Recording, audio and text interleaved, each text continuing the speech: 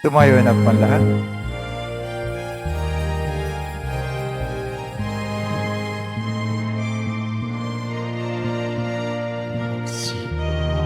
Kayo sa Panginoon ng isang bahagong awitin. Magsiawit kayo sa Panginoon, buong sandaigdigan. Awitan ang Panginoon at purihin ang kanyang ngalan.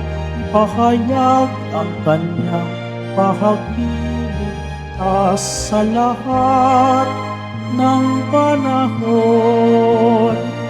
Siawit kayo sa Panginoon ng isang bagong awitin.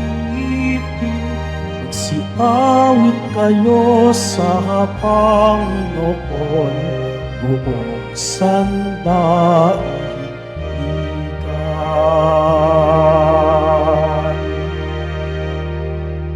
Simulan na po natin ang ating banal na pagdiriwang sa ngalan ng Ama, ng Anak at ng Espiritu Santo. Amen. Ang pagpapala ng Panginoong Hesukristo, ang pag-ibig ng Diyos Ama, at ang pakikipagkaisa ng Espiritu Santo naway suminyong lahat.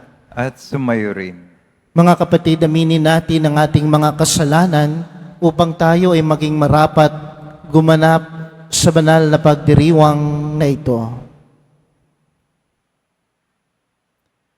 Inaamin ko sa makapangyarihang Diyos At sa inyo, mga kapatid, naluba ako nagkasala sa isip, sa salita, sa gawa, at sa aking pagkukulang. Kaya isinasamo ko sa mahal at Birheng Maria, sa lahat ng mga anghel, mga banal, at sa inyo, mga kapatid, na ako'y ipanalangin sa Panginoong ating Diyos. Kaawaan tayo ng makapangyarihang Diyos, patawarin tayo sa ating mga kasalanan at patnubayan tayo sa buhay na walang hanggan. Amen. Panginoon, kaawaan mo kami. Panginoon, kaawaan mo kami. Kristo, kaawaan mo kami. Kristo, kaawaan mo kami. Panginoon, kaawaan mo kami. Panginoon, kaawaan mo kami. Manalangin tayo. Ama naming makapangyarihan, ang iyong dumadalanging sambayanan ay matapat mo nawang lingapin at subaybayan upang makita naming ang dapat gampanan at para rito ay magkaroon kami ng kakayanan sa pamamagitan ni Jesucristo kasama ng Espiritu Santo magpa sa walang hanggan. Amen. Magsipo muna ang lahat. Ang simula ng sulat sa mga Hebreo. Noong una, nagsalita ang Diyos sa ating mga ninuno sa iba't ibang panahon at sa iba't ibang paraan sa pamamagitan ng mga propeta.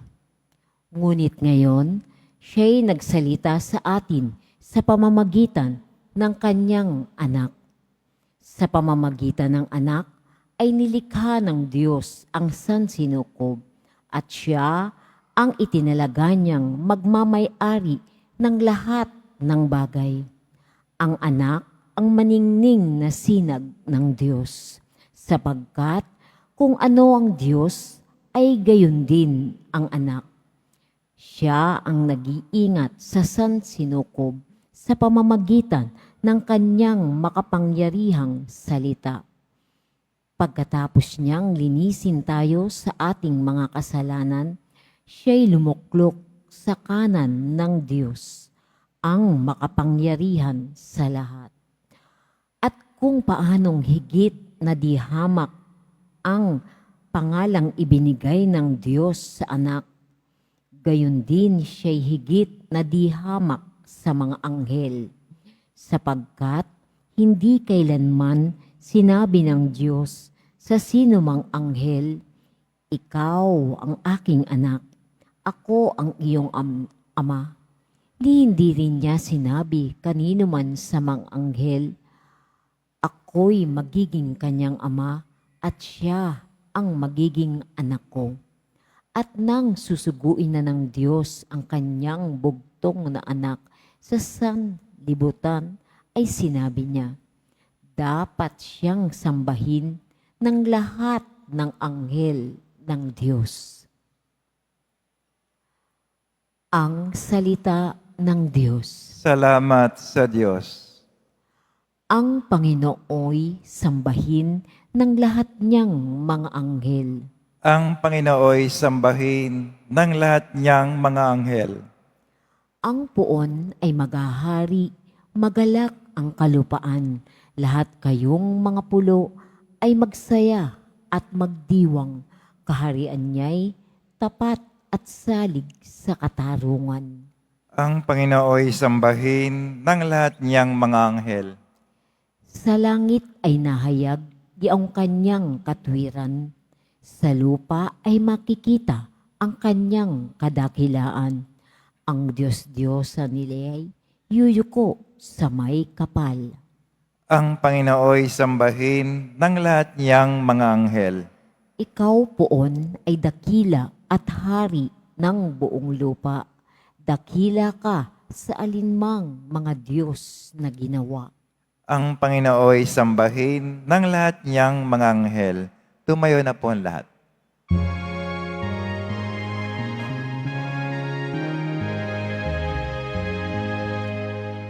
Hallelujah,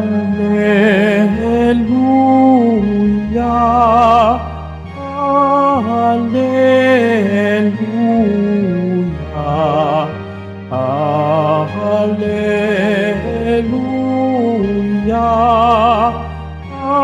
Hallelujah.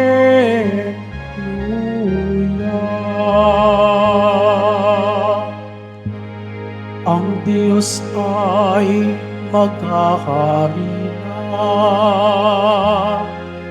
talikdan ang tanang sala, manalig sa balita niya.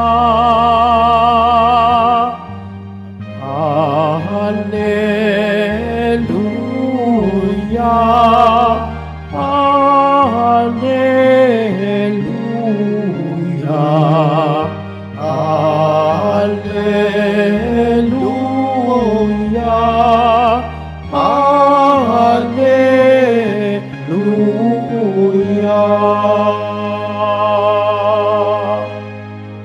Sumainyo ang Panginoon. At sumayo rin. Ang mabuting balita ng Panginoon ayon kay San Marcos. Papuri sa iyo, Panginoon. Pagkatapos dakpin si Juan, si Jesus ay nagtungo sa Galilea at ipinangaral ang mabuting balitang mula sa Diyos. Dumating na ang takdang panahon at malapit na ang paghahari ng Diyos. Pagsisihan ninyo at talikdan ang inyong kasalanan at maniwala kayo sa mabuting balitang ito. Samantalang naglalakad si Jesus sa tabi ng lawa ng Galilea, nakita niya ang magkapatid na Simon at Andres na naghahagis ng lambat. Sila'y mangingisda. Sinabi ni Jesus, sumama kayo sa akin at kayo ay gagawin kong mamamalakaya ng tao. Pagdaka ay iniwan nila ang kanilang lambat at sumunod sa Kanya. Nagpatuloy siya ng paglakad at sa di kalayuan ay nakita niya ang magkapatid na Santiago at Juan, mga anak ni Zebedeo. Sila ay nasa kanilang bangka at naghahayuma ng mga lambat. Tinawag din sila ni Jesus at sumunod naman sa Kanya. Iniwan nila sa bangka ang kanilang ama kasama ng mga taong upahan. Mga kapatid, ang mabuting balita ng Panginoon. Pinupuri ka namin, Panginoong Jesucristo. Magsipo muna ang lahat. Iniwan nila sa bangka ang kanilang ama kasama ng mga taong upahan. Magandang tanghali po sa inyong lahat. Pakibati po ang inyong mga katabi ng isang magandang tanghali. Ganon din sa likuran po ninyo, batiin nyo din po sila ng isang mapagpalang tanghali, no? Alam nyo po, tandaan nyo po ito parati. Kapag ikaw ay sumunod at tinawag ng Diyos ng ating Panginoong Hesukristo, ang mahal na pong Jesus Nazareno, meron ka talagang bibitawan. Meron ka talagang iiwan. Di ba? Ulitin ko po, tandaan nyo po ito parati. Diba? Kapag ikaw po ay sumunod at tinawag ng ating Panginoong Hesukristo, ang mahal na pong Jesus Nazareno, hindi po talaga may iwasan natin na meron kang iiwan, meron kang bibitawan. Di ba? Yung buhay mo ngayon, nung nakilala mo at nakita mo ang iyong Panginoong Hesukristo, ang ating Panginoong Hesukristo sa buhay mo, kaiba nung hindi ka palasimba, kaiba nung hindi ka nagdadasal, kaiba nung higit sa lahat nang hindi mo nakilala ang ating Panginoong Hesukristo sa buhay mo, hindi ka sumunod sa kanyang kalooban. Pero ngayon, nung sumunod ka na sa kalooban ng Diyos, nung ikaw ngayon ay tinawag ng Diyos, palasimba ka na, paladasal ka na, may nagbago sa buhay mo. Ibig sabihin, meron kang binitawan, meron kang iniwan. Malamang yung mga pangit na ugali mo noong una, ngayon ay medyo nagbago na. Yun yung binitawan mo, di ba? Yung hindi ka, yung ma-pride ka nung una, hindi ka mapagpatawad, no? Wala kang pagpakumbaba, mapagmataas ka. Iniwan mo yun dahil sumunod ka sa ating Panginoong Hesukristo. Nagbago talaga ang buhay mo. Kung inyong i-compare yung buhay mo nung una na wala ang Diyos at sa buhay mo ngayon na meron ang Diyos na nakipaglakbay sa iyo at nakilala mo ang Diyos, nagbago at nagiba ang buhay mo. No? Mas mapayapa ka siguro ngayon, mas maganda ang buhay mo ngayon, mas tahimik ang buhay mo ngayon, may ngiti na ang buhay mo ngayon. May mga problema man, may mga suliranin man, pero kaya mong ngumiti dahil alam mo na tutulungan ka ng Diyos kasi nakilala mo ang Diyos sa buhay mo. May iniwan ka, may binitawan ka, yun yung mga pangit mo na ugali, yung pangit mo na pamumuhay, pangit mo na asal kasi sumunod ka sa ating Panginoong Hesukristo. Bakit ko po yan nabanggit sa iyo mga kapatid? Sapagkat sa ating ebanghelyo ngayon, may 4 na soon to be na mga apostles ng ating Panginoong Hesukristo. Si Simon at si Andres, si Santiago at si Juan, mga kapwa itong mangingisda at tinawag sila ng Panginoon. Ano po ba ang ating common na ating ma-reflect sa ating gospel ngayon?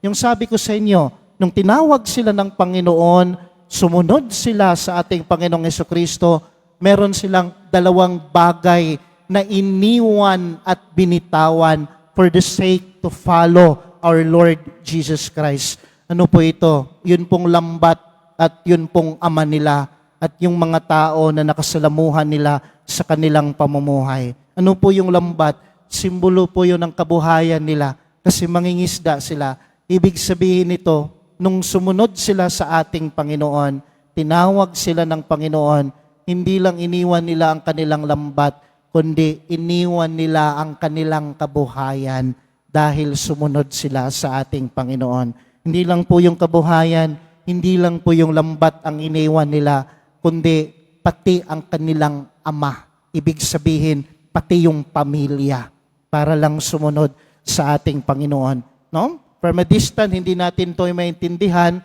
pero yung mga tinawag ng Diyos, sumunod sa Diyos, maintindihan nila ito at maintindihan natin ito na hindi talaga natin maiwasan na meron tayong iiwan, meron tayong bibitawan, at bahala na ang Diyos na yan, no? Sa mga iniwan at binitawan natin upang sumunod tayo sa Kanya. Kaya po, natutuwa at nalulugod ang Diyos na kayo ay sumunod sa Diyos sa ating mahal na pong Jesus Nazareno at nagbago ang buhay ninyo kasi meron kayong iniwanan, meron kayong binitawan. Yan nga po yung nabanggit ko sa inyo, yung mga pangit na ugali natin, yung mga pangit na pamumuhay natin, no? Kung nung una napakasugarol mo, manginginom ka, Pero ngayon, iniwan mo yon, binitawan mo yon dahil nakita mo at nakilala mo ang mahal na pong Jesus Nazareno.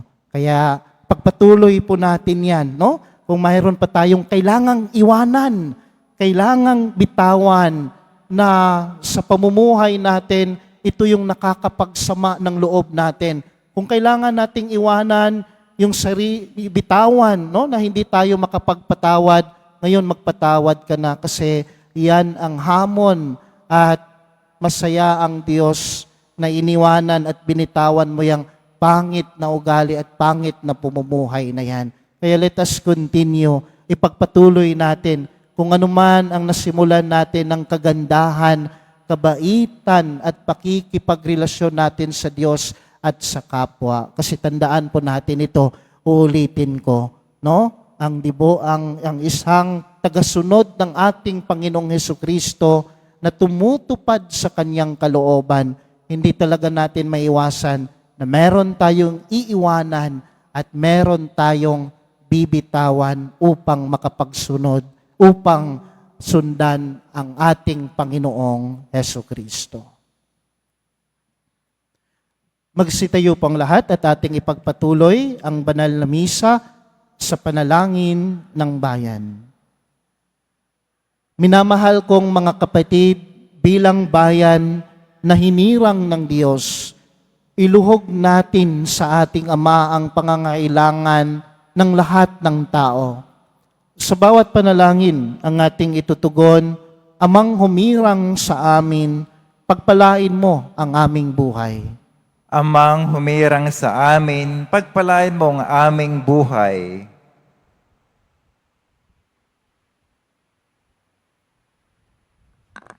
Ang mga pastol ng simbahan na tinawag ng Diyos upang mamalakayan ang tao, naway makaharap sa mga hamon ng pagbabago sa pamamagitan ng pagpapahayag ng Ebanghelyo.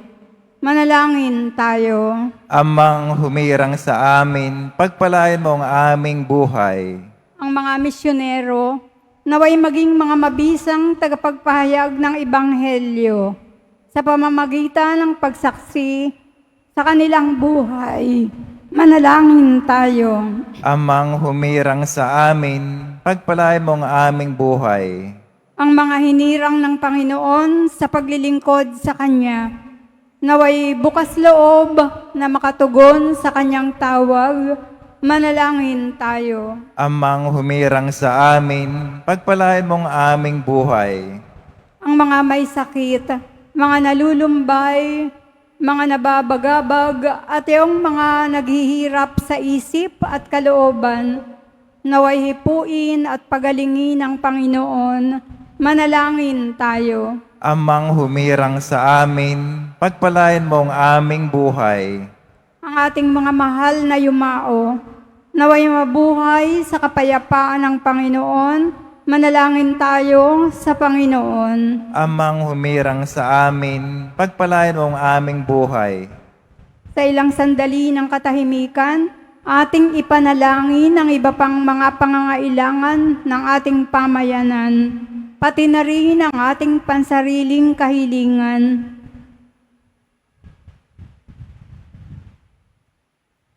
Manalangin tayo. Amang humirang sa amin, pagpalain mo ang aming buhay.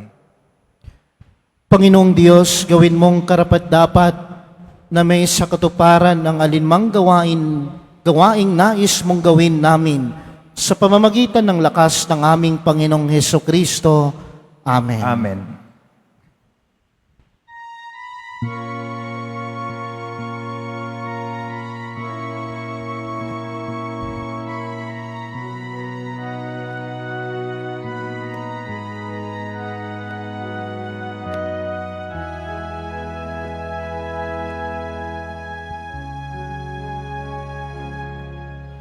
Ang maihahandog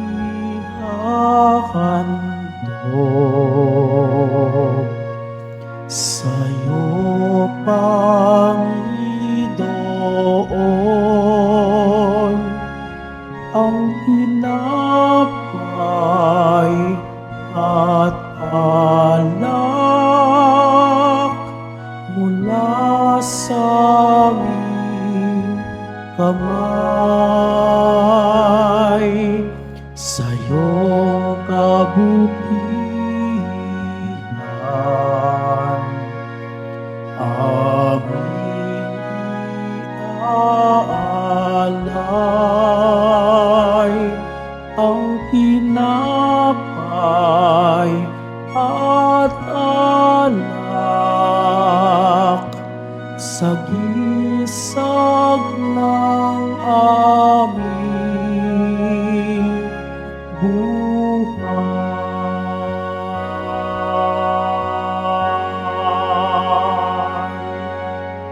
Tumayo na po ang lahat.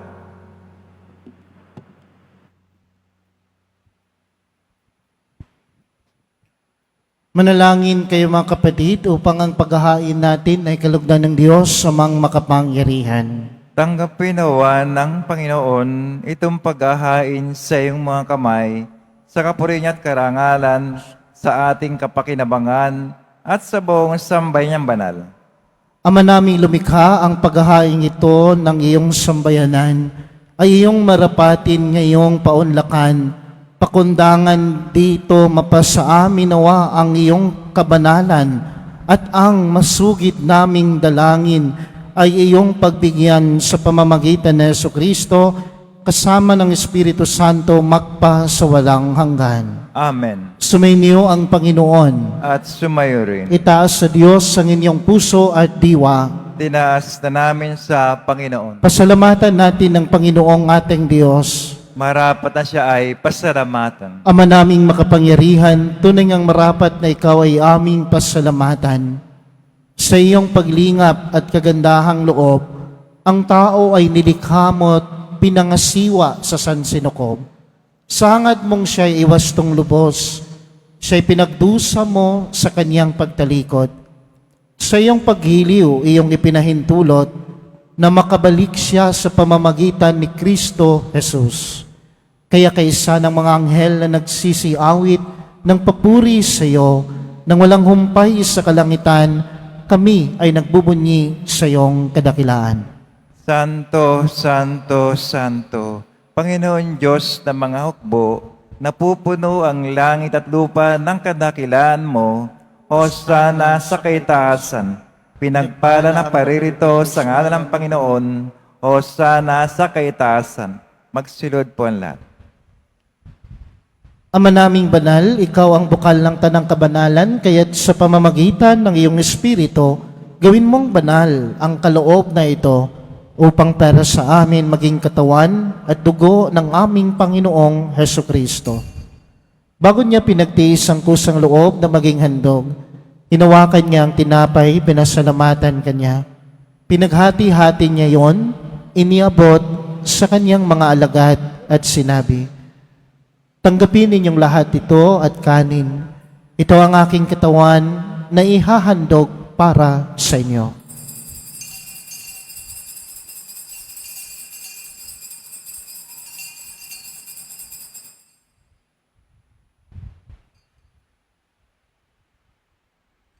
Gayon din naman matapos ang hapunan, hinawakan niya ang kalis.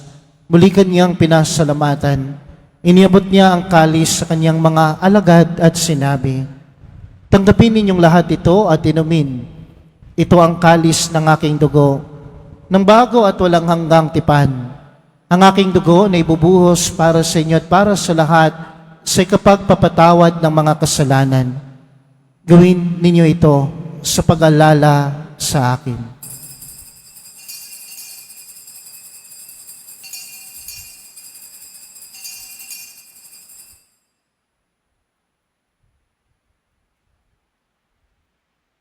Tumayo na po ang lahat. Ipagbuni natin ang misteryo ng pananampalataya. Kristo'y namatay, si Kristo'y nabuhay, si Kristo'y babalik sa wakas ng panahon. Ama, ginagawa namin ngayon ang pag-alala sa pagkamatay at muling pagkabuhay ng iyong anak. Kaya't inialay namin sa iyo ang tinapay na nagbibigay buhay at ang kalis na nagkakaloob ng kaligtasan. Kami ay nagpapasalamat dahil kami ay iyong minarapat na tumayo sa harap mo para maglingkod sa iyo. Isinasamo namin kaming magsasalo-salo sa katawan at dugo ni Kristo ay mabuklod sa pagkakaisa sa pamamagitan ng Espiritu Santo. Ama, lingapin mo ang iyong simbahang laganap sa buong daigdig. Puspusin mo kami sa pag-ibig, kaisa ni Francisco ang aming Santo Papa at ni Jose na aming Arsobispo at ng Tanang Kaparian. Alalahanin mo rin ang mga kapatid naming nahimlay nang may pag-asang sila ay muling mabubuhay, gayon din ang lahat ng mga pumanaw. Kaawaan mo sila at patuloyin sa iyong kaliwanagan. Kaawaan mo at pagindapatin kaming lahat na makasalo sa iyong buhay na walang wakas. Kaisa ng mahal na Birheng Maria na ina ng Diyos. Kaisa ni San Jose ang kabiyak ng kanyang puso. Kaisa ng mga apostol ni San Juan Bautista at ng lahat ng mga banal na namuhay dito sa daigdig ng kalugod-lugod sa iyo. May pagdiwang nawa namin ang pagpupuri sa kararangal mo sa pamamagitan ng iyong anak na aming Panginoong Hesukristo. Sa pamamagitan ni Kristo kasama niya at sa Kanya, ang lahat ng parangal at papuri ay sa iyo, Diyos, amang makapangyarihan, kasama ng Espiritu Santo, magpa sa walang hanggan. Amen.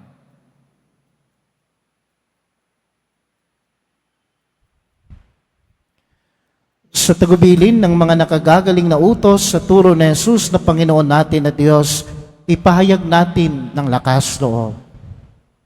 Ama namin, sumasalangit ka, sambahin ang ngalan mo, mapasa amin ang kaharian mo, sundin ang loob mo dito sa lupa para nang sa langit.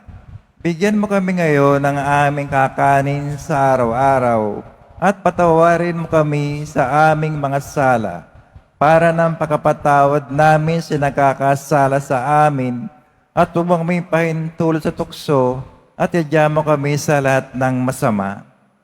Hinihiling namin kami, Diyos, sa lahat ng masama, pagkalooban ng kapayapaan araw-araw, iligtas sa kasalanan at ilayo sa lahat ng kapahamakan.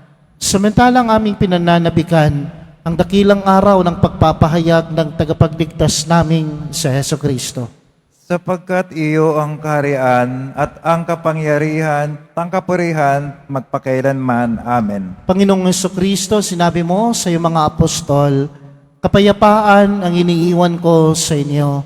Ang aking kapayapaan ay binibigay ko sa inyo.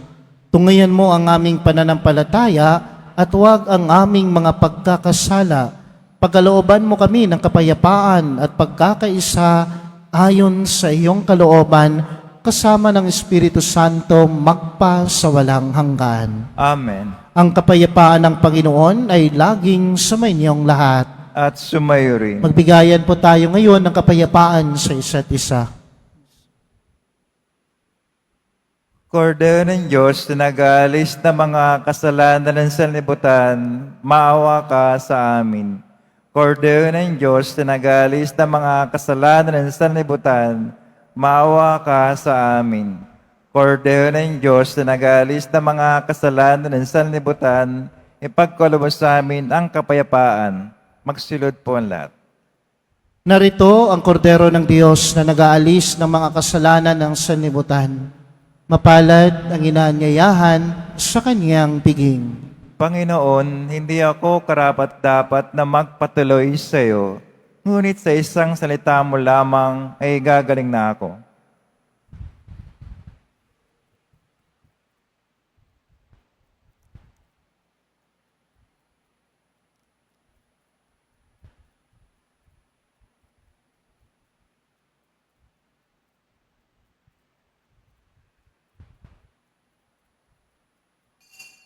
Para sa lahat ng tatanggap ng banal na komunyon, sasugot po tayo ng amen pagkasabi ng pare o lay minister ng katawan ng Kristo at isubo agad sa bibig bago umalis sa panampare o lay minister. Sumunod po tayo.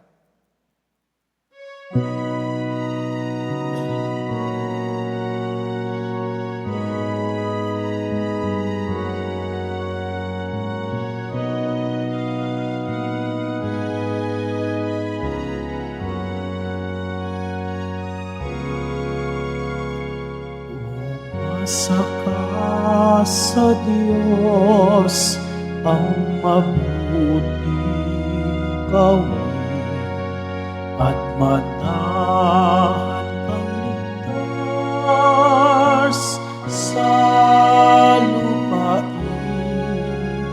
Sa Diyos mo hanapin ang kaligayahan at pangarap mo ay makakamtan.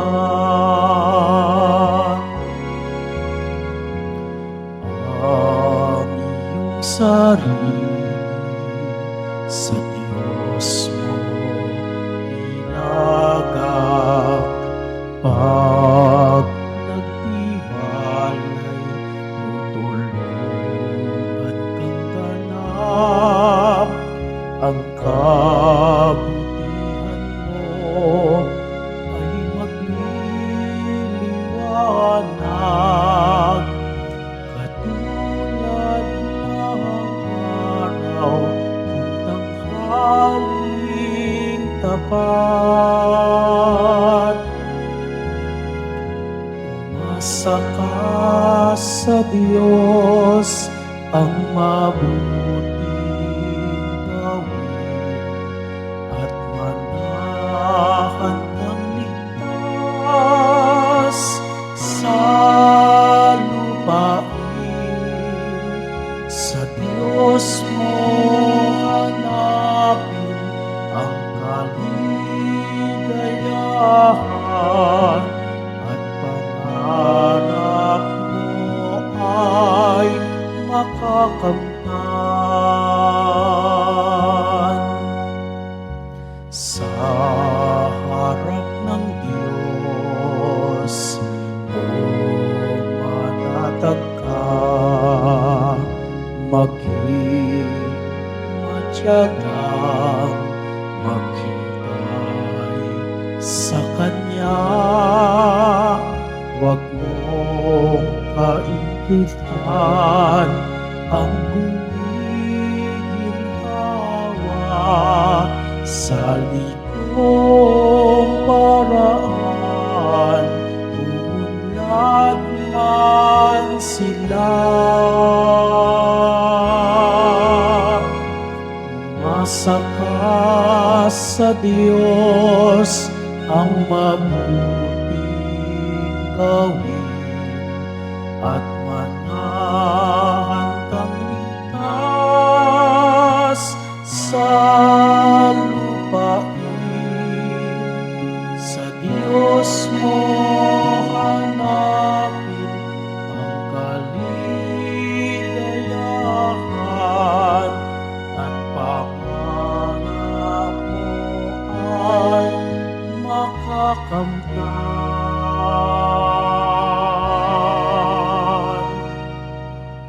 At pangarap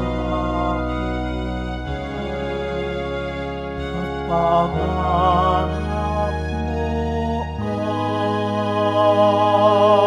ay makakamtan.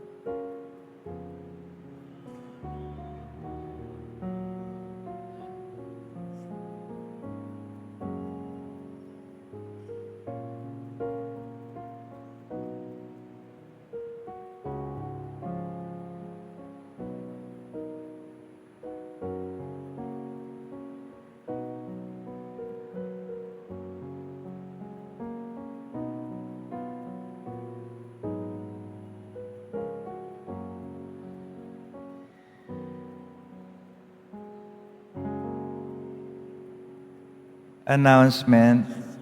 Muling binabalik ng Quiapo Church ang Iloilo Pilgrimage Batch 2 sa darating na ika-18 hanggang ika-20 ng Pebrero. Halina't magdasal at maglakbay sa iba't ibang simbahan at masaysayang lugar sa lalawigan ng Iloilo. Ang mga flyers ay available sa ating information card katabi ng ating finance office. Maaari din kayong tumawag sa numerong 0927-819-5959 para sa karagdagang impormasyon. Ito po ay limited slots only.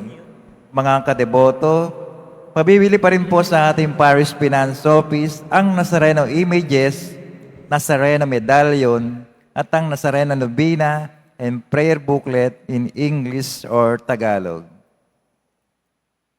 Pagkatapos ng misa, bibisikan po ang lahat ng banal na tubig. Pinakikiusapan ng lahat na manatili lamang muna sa inyong mga lugar. Tanging sa Quezon Boulevard o sa plaza sa naman lamang ang labasan ng lahat. Sumunod po tayo. Maraming salamat po sa inyong pagdalaw at pagsisimba sa Basilica Menor at Pambansang Dambana ni Jesus Nazareno.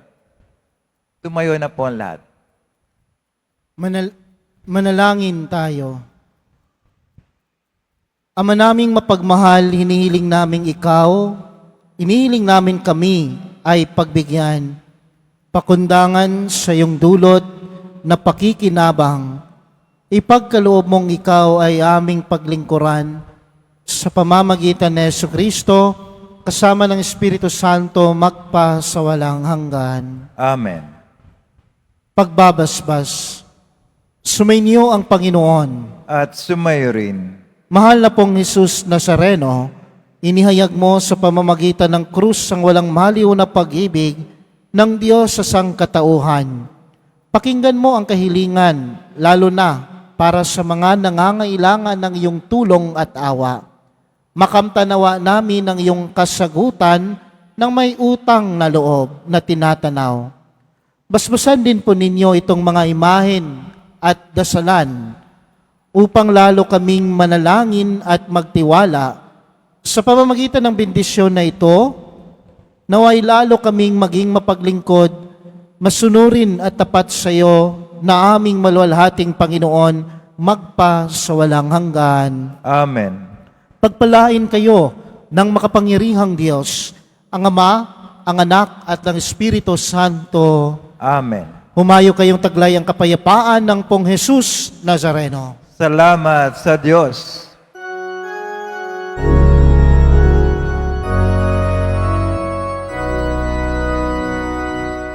Nuestro Padre Jesus Nazareno, sinasamba ka namin, pinipintuho ka namin,